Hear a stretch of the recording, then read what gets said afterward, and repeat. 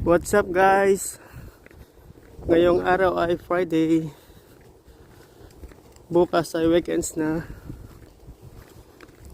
Ang oras ngayon ay 5:40 ng umaga. Ito guys ang nilalakad ko, 800 meters papunta sa bus. Oh, nakakatakot, 'di ba? Nakakatakot, walang katao-tao. Oh. Nakakatakot.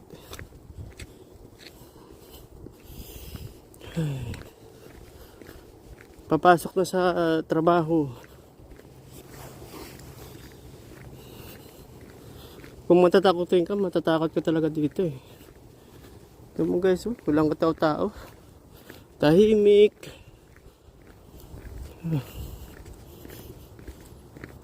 Kahit sumigaw ka dito eh.